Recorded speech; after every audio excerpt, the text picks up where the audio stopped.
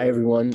Welcome, and thank you so much for being here tonight with us. We're here to celebrate David Livingstone Smith for his new book, Making Monsters, The Uncanny Power of Dehumanization.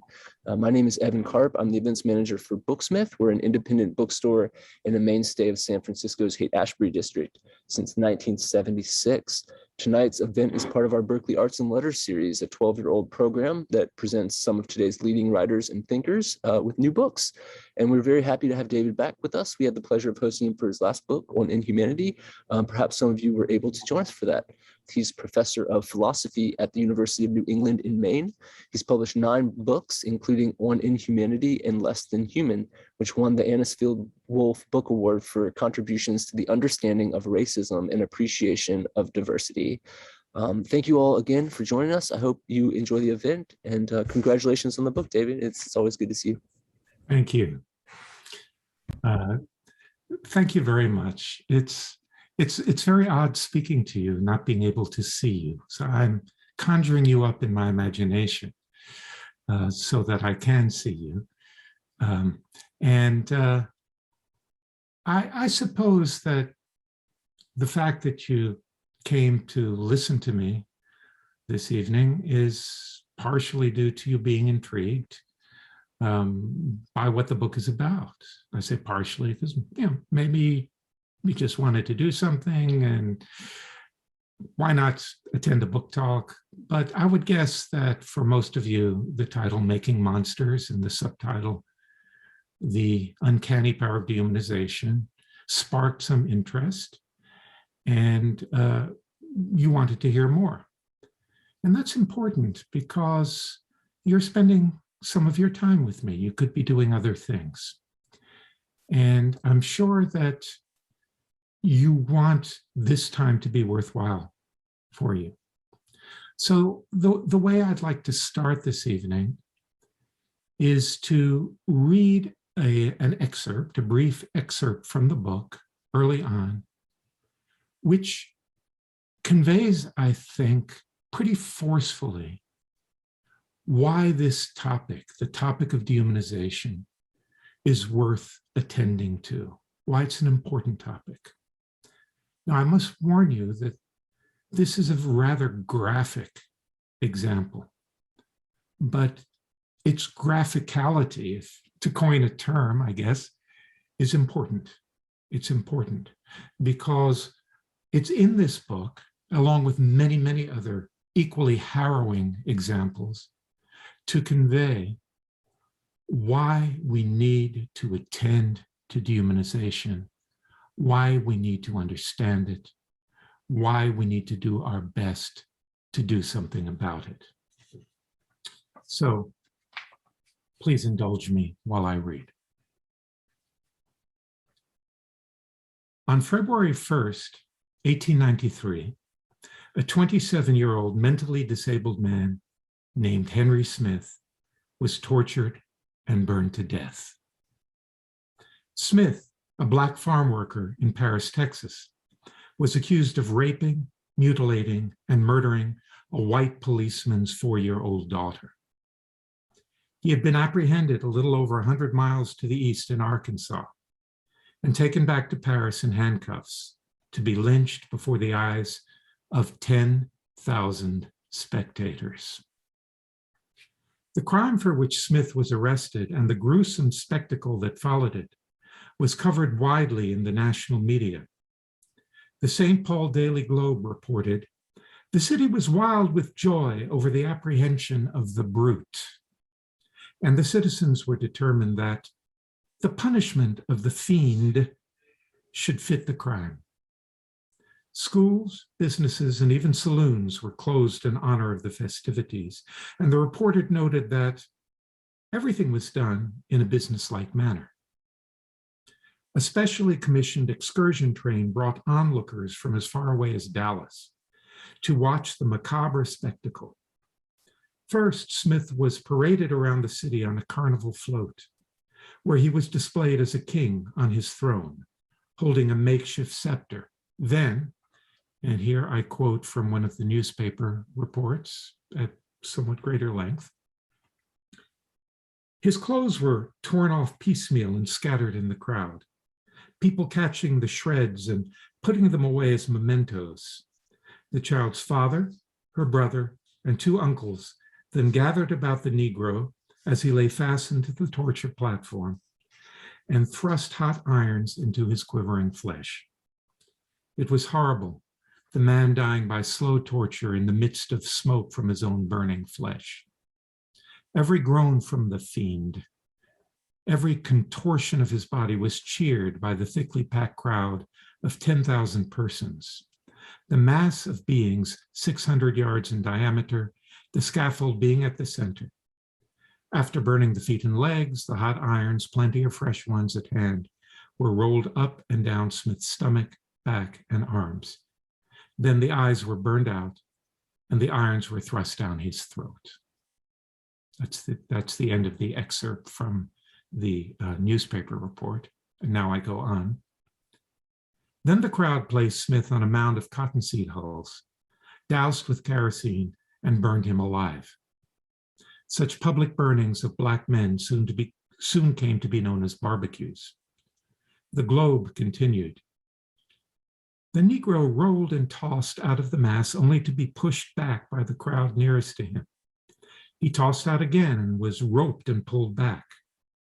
Hundreds of people turned away, but the vast crowd still looked calmly on. Finally, when the burning was over and the charred remains of a corpse remained, trophy hunters picked through the ashes for pieces of bone, buttons, teeth, or even pieces of charcoal to take home with them as souvenirs. In the report in the St. Paul Daily Globe, Smith was described as a fiend, a brute, terms that appeared very often in newspaper coverage of the event.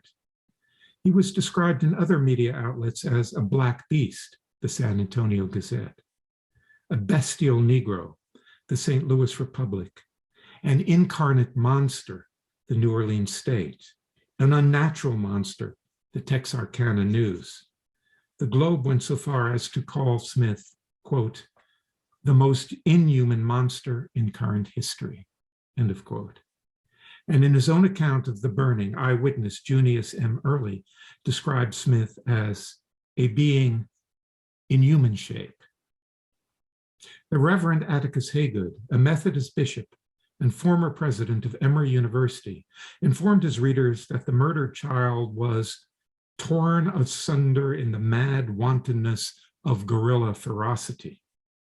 And Henry Vance, the murdered child's father, described Smith as having a brawny, muscular body surmounted by a small head, developed wholly in the direction of the animal passions and appetites, devoid of any humanizing sensibilities, a fiend incarnate. So what I'd like you to attend to here, and in the book, this is followed by a second example of what were called spectacle lynchings, these massive public lynchings. What I'd like you to attend to is the way that the treatment of the victim, Henry Smith, who, if he confessed under torture and was not given a trial.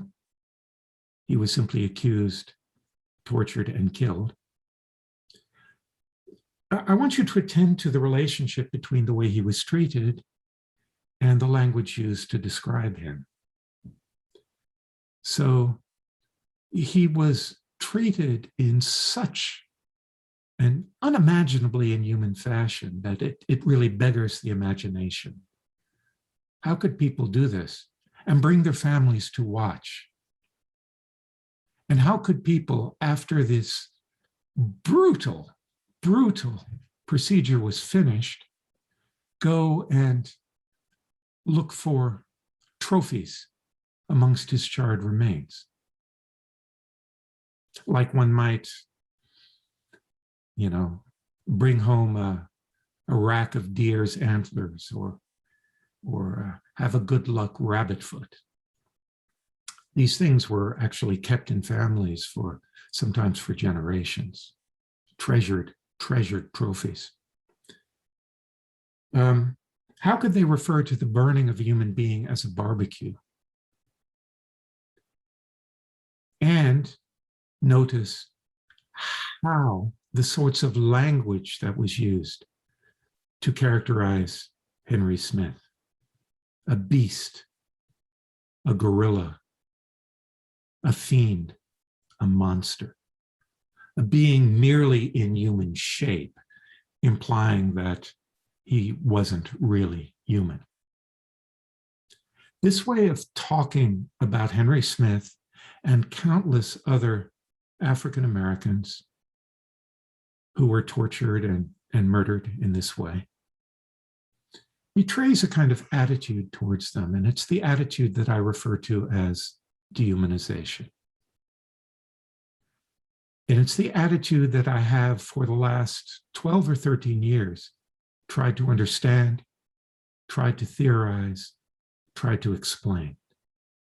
And it requires explanation because, on the face of it, it is really rather puzzling, isn't it? Henry Smith was a member of our species. He appeared to be a human being, but he was not described as a human being. Now, you might think, oh, this is just derogatory language. This is just an attempt to verbally degrade this man as he was physically degraded and brutalized. And I don't think that's right. Certainly, sometimes people use this sort of language as weapons to degrade, to humiliate, to disparage. But the argument that I developed in Making Monsters, as well as my previous 2 books on dehumanization, is that all too often, this language is intended literally. That is, that the victims, the targets of this sort of dehumanizing rhetoric are actually thought of, conceived of by their dehumanizers as less than human beings.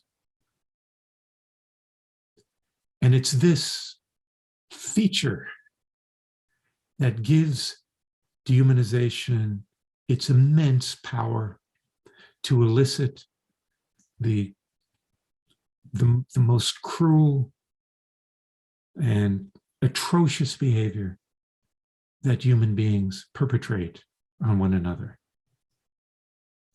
In my book, in my most recent book, I use the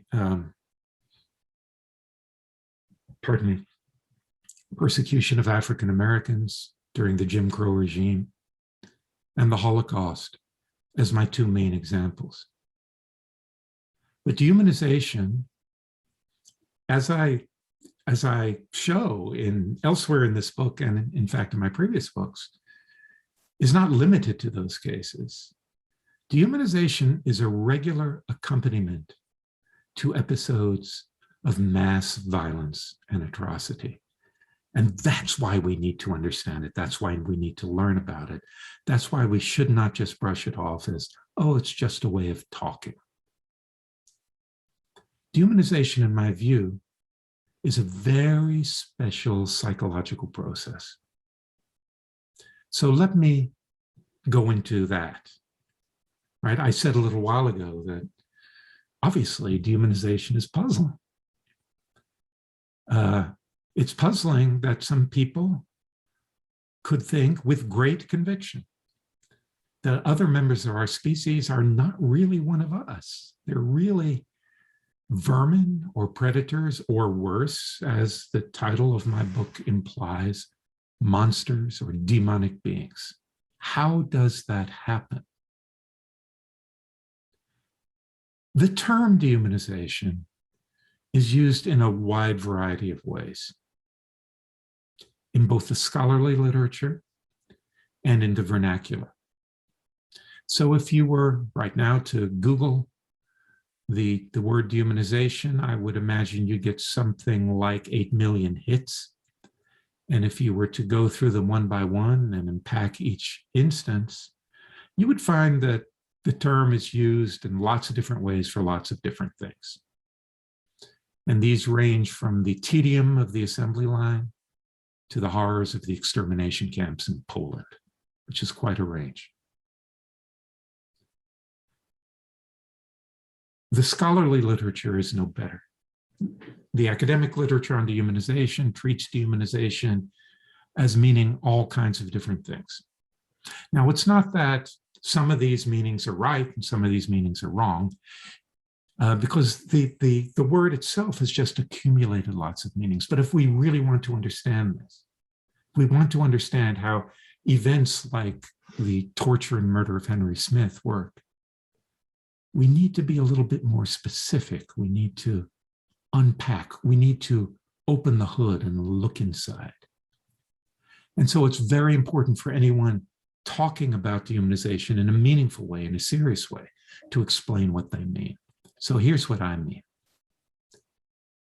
Dehumanization is the attitude of conceiving of others as less than human creatures. So dehumanization is a psychological phenomenon. It happens in people's heads. It happens in people's minds. And sad to say, it's normal. So it's tempting to think of the people who refer to Henry Smith as a beast or a monster as deranged. They weren't deranged. They were ordinary people. The reason I emphasize that is because if I'm right about dehumanization, we all have that propensity. We all have the psychological equipment, which under certain circumstances readily leads us down that terrible path. Now, what circumstances? Well, I said dehumanization is a psychological phenomenon, but it's not just a psychological phenomenon. It's not just something that is in people's minds. Dehumanization is a psychological response to social and political forces. It's only when certain influences are brought to bear on us, either by skillful propagandists, politicians, religious leaders, or right-wing radio hosts, or when those influences are so sedimented in our communities that they're accepted without question by all of the authoritative figures in our communities. It's only under those circumstances that we're led to dehumanize others. And we're led to dehumanize others for a certain purpose. Dehumanization has a function. And that function is to disable our inhibitions, our reservations against terrible acts of cruelty and harm. Unlike many people, I don't think that killing other human beings comes easily to us. The reason it doesn't come easily to us is that we are, by our very nature, highly, highly social animals. We're social, we're cooperative, and there's nothing controversial about that. This is a truism in biology. In fact, biologists and anthropologists use the term ultra-social to describe us. As social animals, we have to have inhibitions, in our case, very powerful inhibitions, against doing harm to one another, doing serious harm to one another. But sad to say, we're also very clever. And we've developed means over the centuries for short-circuiting those natural inhibitions, means of overcoming our horror of spilling human blood. There are many ways that we've worked out to do this. Clever creatures that we are. The use of intoxicating substances, alcohol, hallucinogens, opiates, cannabis, has been a feature of human violence for a very long time. Religious rituals, mind-altering religious rituals and ceremonies to place us in states of mind that make killing come more easily to us, and religious ideologies. Ideas of the afterlife. Of course, if there's an afterlife, you kill people, they don't really die. And ideas that one is doing the will of God or the will of the gods. But among all these, dehumanization is one of the most significant and most powerful processes.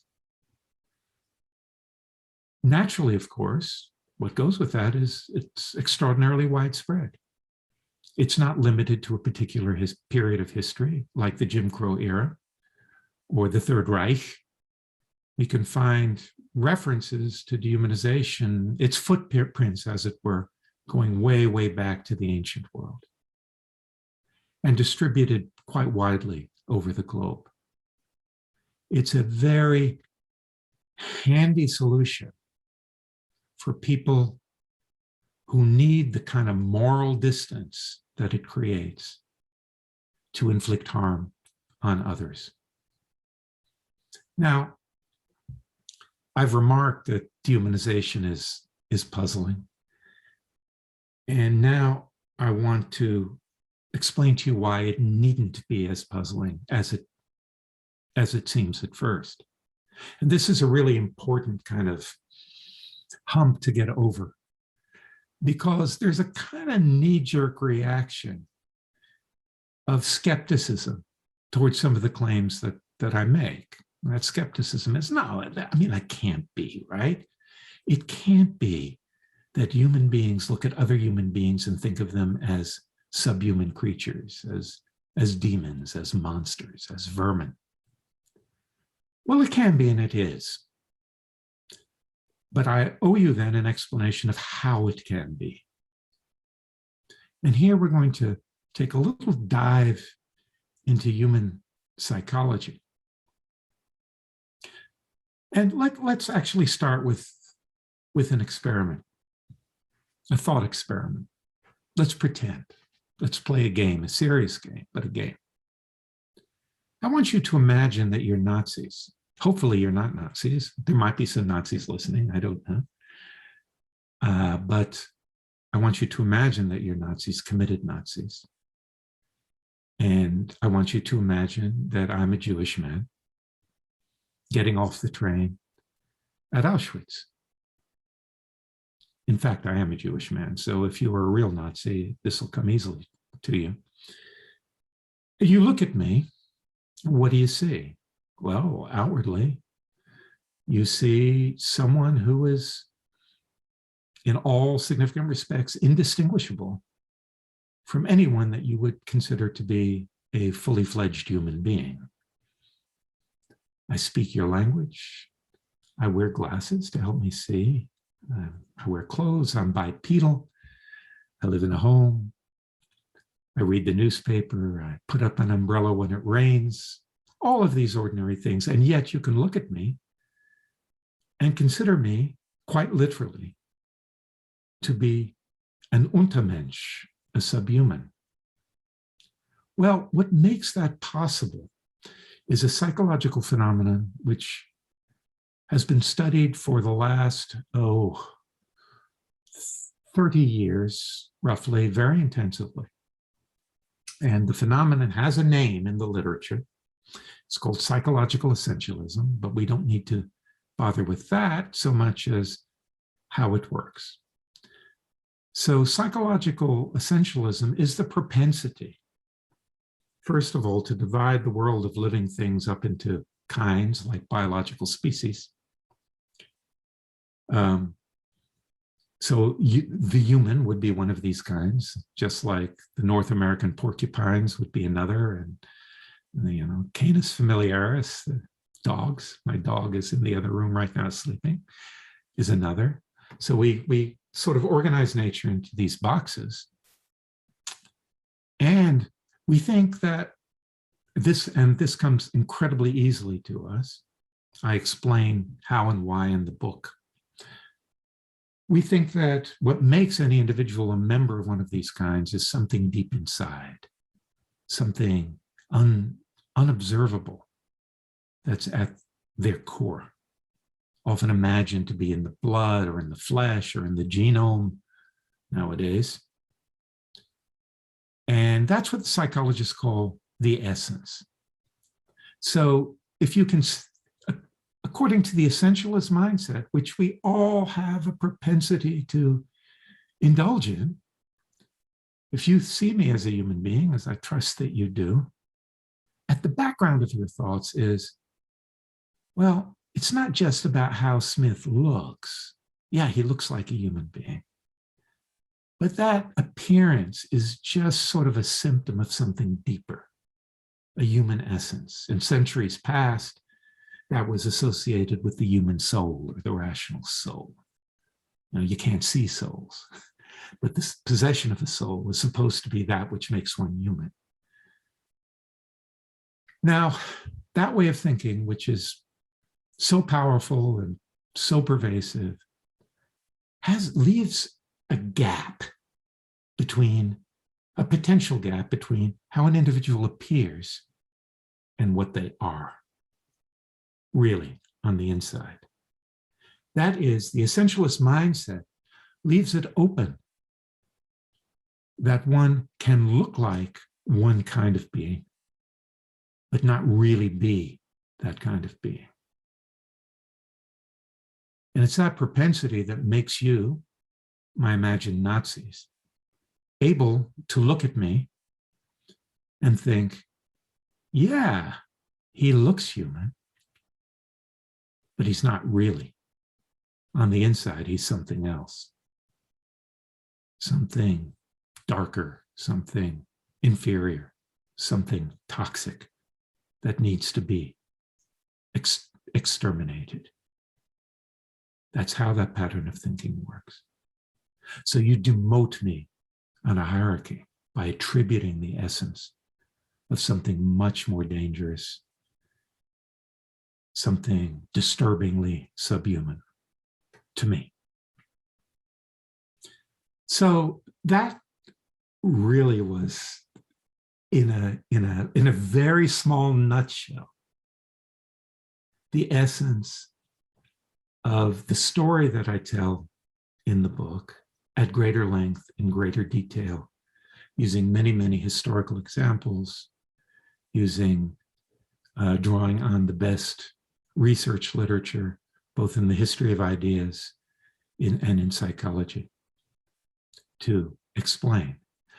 Now, I said earlier, I'll remind you, that a purely psychological approach to dehumanization is inadequate. It's impoverished. That, by the way, is my quarrel with a lot of the literature in social psychology. Social psychology, shockingly, is the only discipline with a robust literature on dehumanization. In my own discipline of philosophy, there's hardly anything. That's changing now.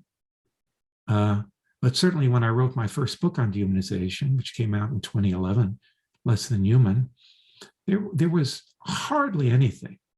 There was hardly anything in political science and anthropology and all the disciplines which really should make dehumanization part of their proper subject matter. So my problem with the strictly psychological literature is that it just considers mental processes.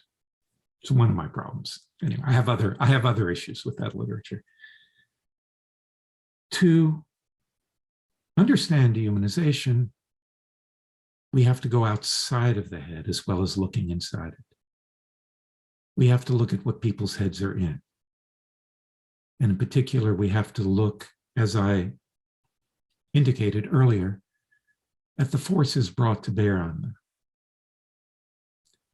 Now, to explain how this works, let me present you with an interesting example, which seems pretty far removed from genocide and dehumanization and lynching and politics and all of this. Let me present you with the example of the floor beneath your feet. You're sitting, probably, maybe standing, and there's a floor beneath your feet. And that floor seems solid, doesn't it? It seems gapless. It seems like one continuous surface, but it's not.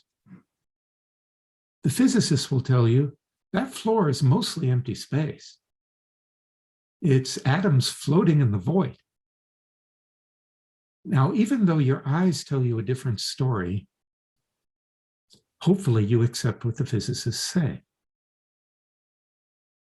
That even though you look at the floor and don't see any gaps, you don't see any empty space, you accept what the microphysicists tell you about the floor, that it's mostly empty space. Well, why do you do that? Why do you accept a story that runs so much against what your own senses tell you? Well, the reason is what philosophers sometimes call the division of cognitive labor. It's a feature of human culture that we have experts, that we have people who are supposed to know. And we defer to their expertise in recognizing them as experts, in recognizing them as people who are supposed to know. We defer to them, even when our senses tell us otherwise. And it's a good thing we do that. And it's a rational thing we do when we do that. And it's not always some fancy scientist. It could have been your mother or your father telling you that if you touch the poison ivy, you'll get a painful rash. In that context, they're the ones who are supposed to know. And if you are a compliant child, maybe you weren't, you take that on board. It's a wise thing to do. And it's only because of these processes and the trust that we endow the putative experts with that cumulative knowledge is possible. Knowledge is handed down, passed down from one generation to the next. And if you reflect on this for just a moment, you'll recognize that most of what you know, most of what you believe, is not stuff that you've obtained through the exercise of your senses. It's what's been reported to you, verbally, visually, through writing, and so on. What philosophers call testimonial knowledge. Okay. So, as I said, if we have an expert, it's rational to defer to that expert. But in doing so, we place ourselves in a vulnerable position, because doing this is, to some degree, inevitably a leap of faith. We've decided that what they tell us is true, and we take it on trust. The problem is that this kind of relationship between we, the consumers, and they, the producers of what is often correctly or incorrectly regarded as knowledge, is that it is often the case that in deferring to people in this position of expertise, this position of ultimately political power and authority, we are led to defy our senses in very dangerous and toxic ways. So imagine you are an American citizen, a white American citizen, in the mid-19th century, and you get a hold of a very influential book. That book was called Types of Mankind. It was written by a collection of some of the most distinguished scholars in the country. I mean, these are people who are supposed to know. It's a massive book. It went through 10 editions very quickly. And you read in this book on the testimony of these distinguished scholars that Black people and white people belong to separate biological species.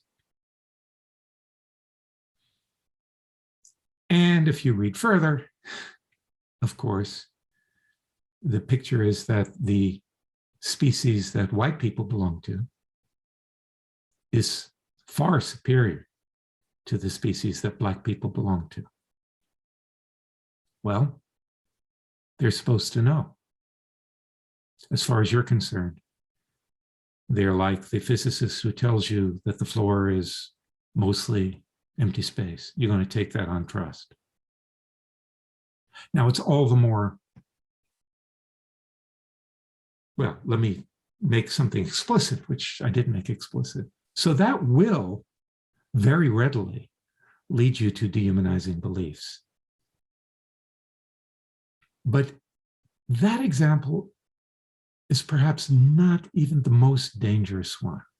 The most dangerous example, or the most dangerous sort of example, the sort that was active in the lynching of Henry Smith and in the gas chambers of Auschwitz and the killing fields of Rwanda, has to do with people in positions of power and influence who produce propaganda that is specifically designed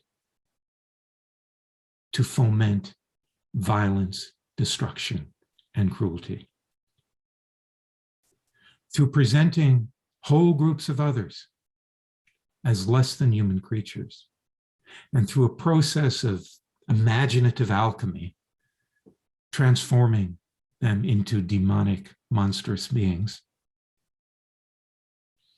they lead us, the consumers, to, in defiance of our senses, regard whole groups of people in this fashion and do terrible things to them.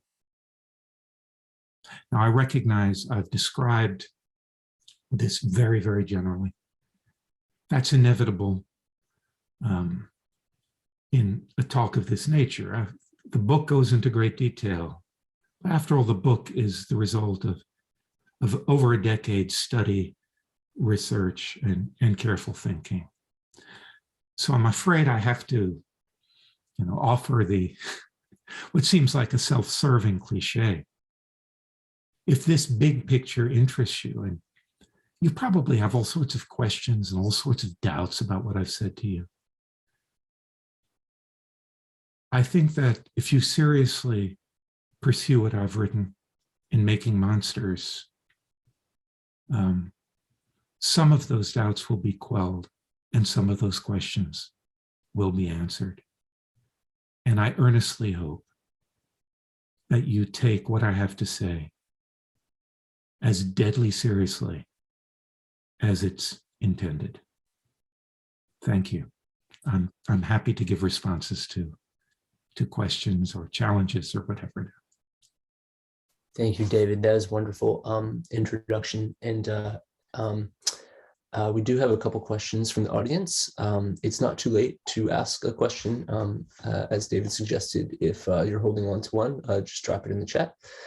The first question is from Sudhir, who is wondering if, David, would you say that the underlying game of Donald Trump is dehumanization of non-whites as a way to capture the hearts and minds of disgruntled sections of the whites in America today?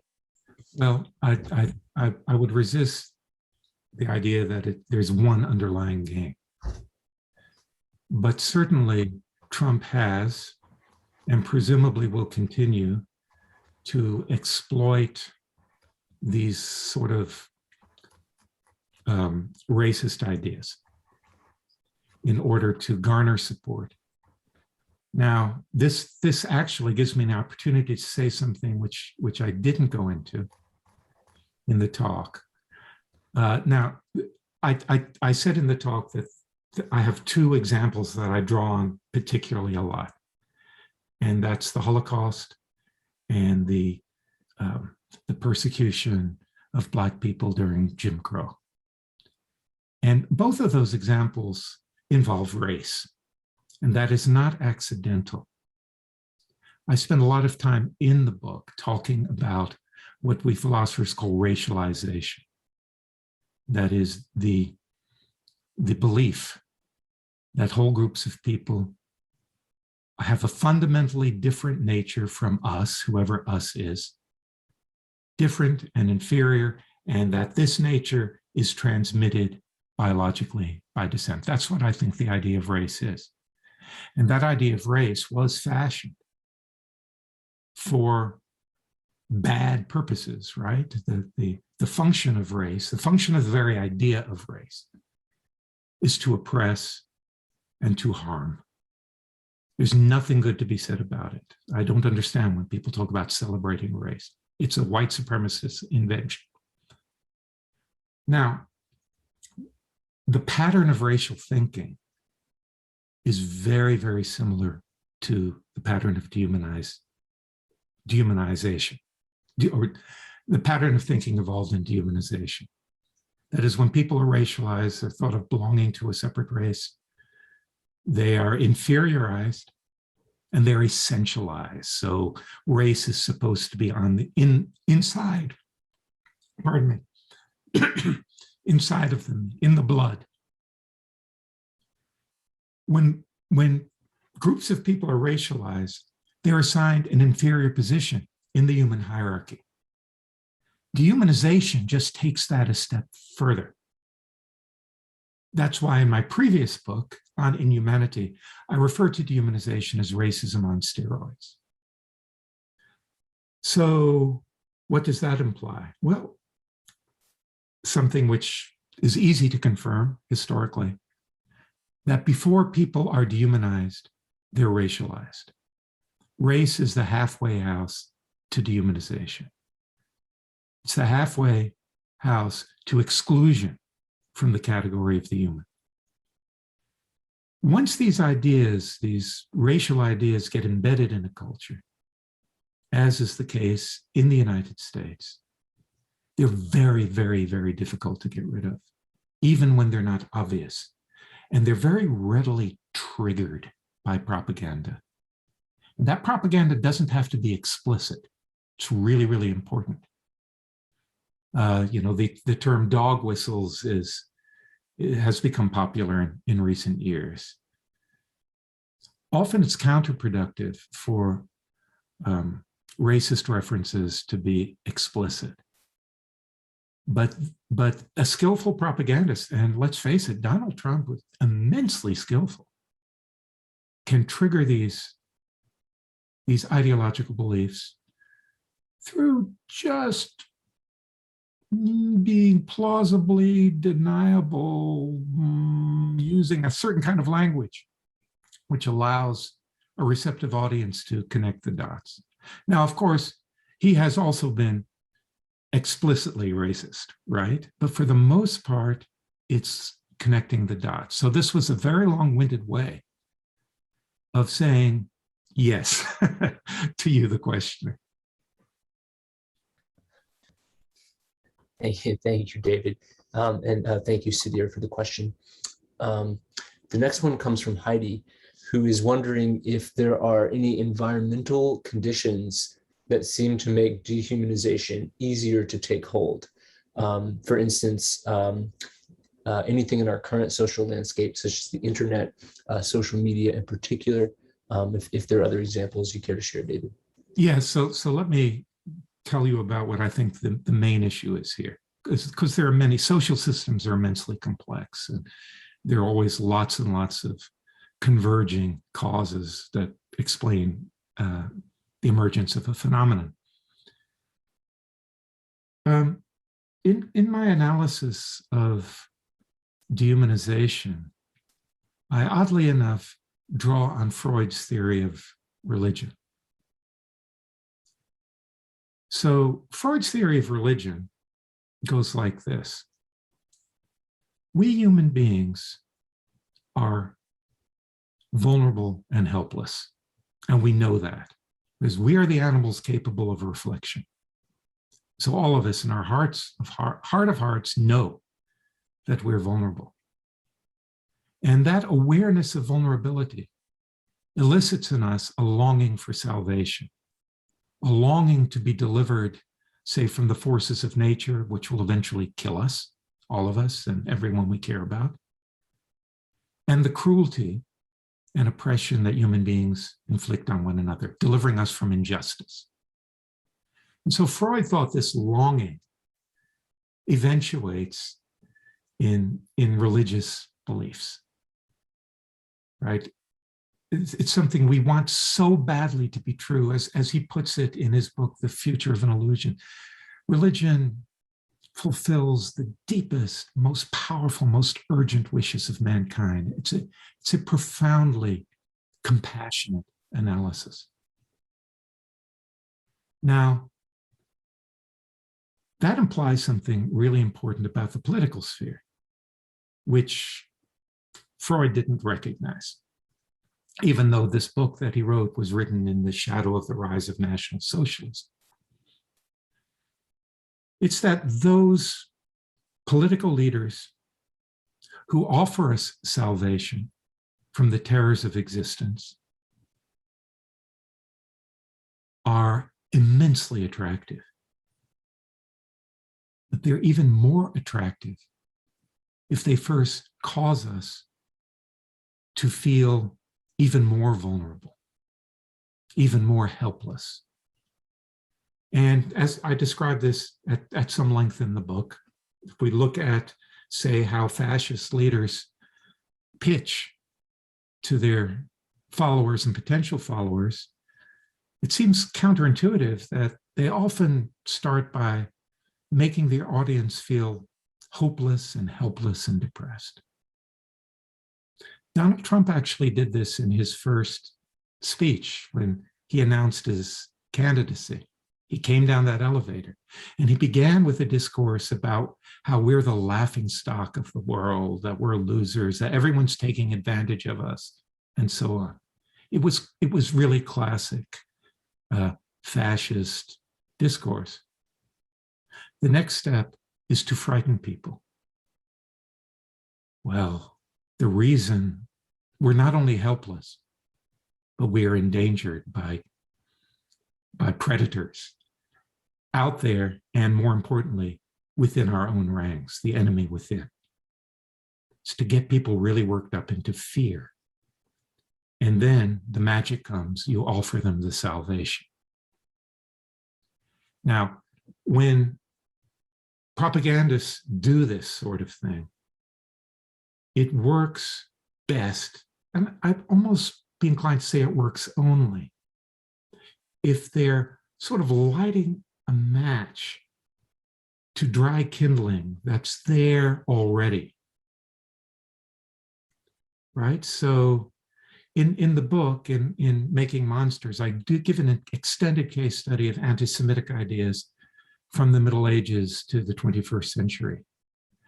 And I demonstrate how persistent these ideas are, even when they're not explicit, and how a skillful orator like a Hitler or a Goebbels can light a match to that.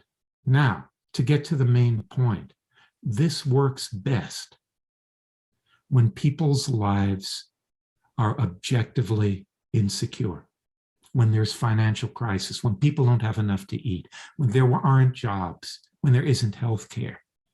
If the objective circumstances of their lives are such that they feel vulnerable, they feel helpless, then this sort of input is likely to get more uptake. So a change in the social ecology can make all the difference to the emergence of dehumanizing beliefs and the actions that flow from them.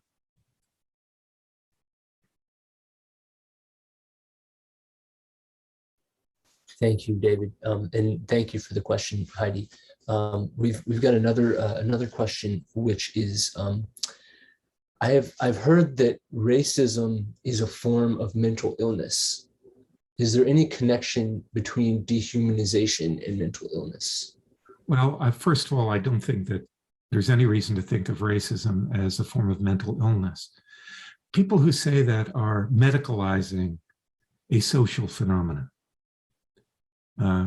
Racism is best understood historically in terms of how ideologies are formed, not in terms of some kind of deranged mental state.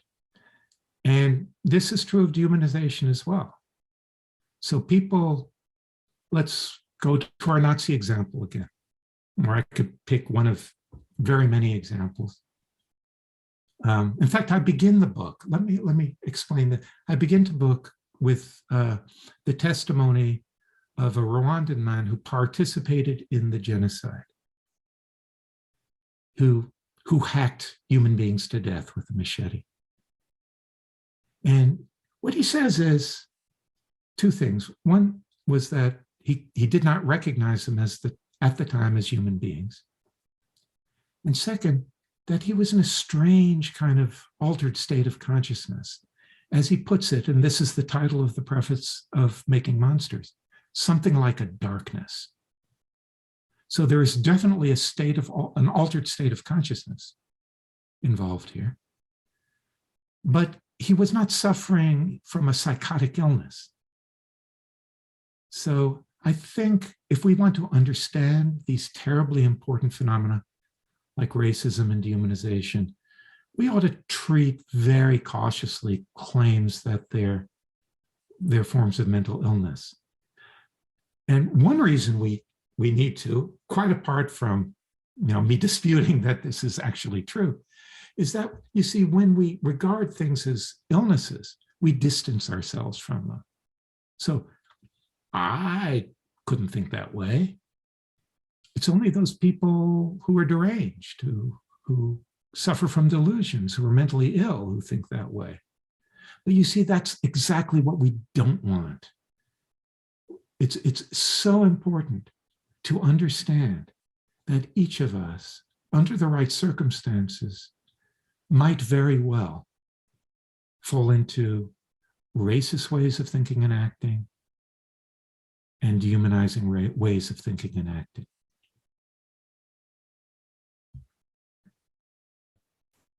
That's a good point. Thank you. So that was the last of our audience questions. I'm wondering, I do have one myself. Okay. And yeah, I'm wondering, I'm not sure if you saw the story that came out today about the I think a school board administrator in Texas who is suggesting that that if teachers are to teach books about the Holocaust, that they should offer, I think the phrase was alternative views or alternative perspectives.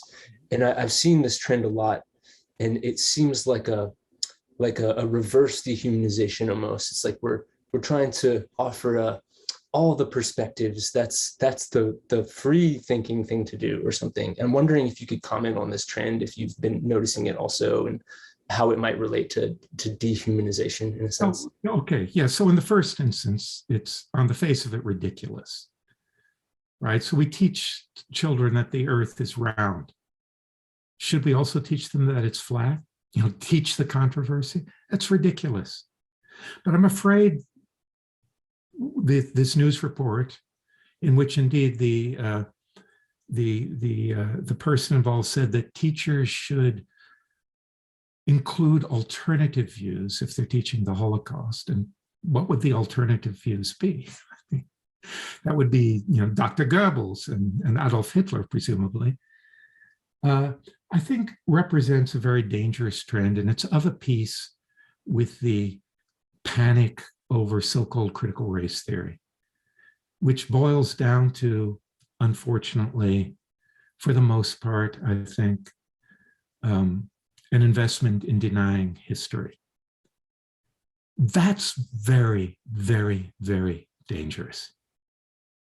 And I'll just articulate one reason why it's very dangerous in relation to dehumanization. So I think understanding history, one's own history, the history of one's own people, whoever they are, is actually quite vital for combating the dehumanizing tendency. And the reason for that is it inculcates a kind, if it's done properly, a kind of intellectual, well, not just intellectual, kind of humility. That is, it's just a plain fact that for the most part, nations, peoples have blood on their hands. They're often born in violence and often sustained by oppression. Some groups of people have, well, history has taken the course such that some groups of people have to confront that. Germany had to confront it. But we Americans, particularly white Americans, haven't had to. You know, we've gotten away with it. Now you might say, no, we learn in the history books about the Trail of Tears and slavery and so on. But what children are taught, what young people are taught, is a very, very sanitized version of the full horror of events and the way that American history is bound up with the histories of others that we would not hesitate for a moment describing as evil. I mean, young people aren't taught that Adolf Hitler was a great admirer of the genocide of Native Americans, and that German lawyers were inspired by Jim Crow laws in creating the Nuremberg laws, which were the first step to the gas chambers of Auschwitz, right? The thing is, if you learn history properly, rather than make an effort to be so-called balanced about it, you recognize that dehumanization is part of our history. That is we, whoever we are capable of doing it. We did it. That means we could do it again. Maybe even we're doing it now. So I see these movements in the political space on the right in the United States as very, very ominous.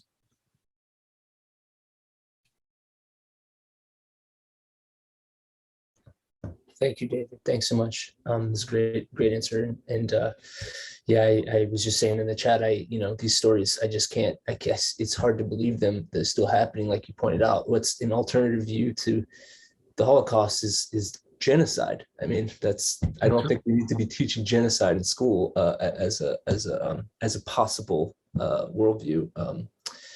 But I don't know. That's maybe that's just me. I hope not. Thank you so much for your time, David, and for being here with us.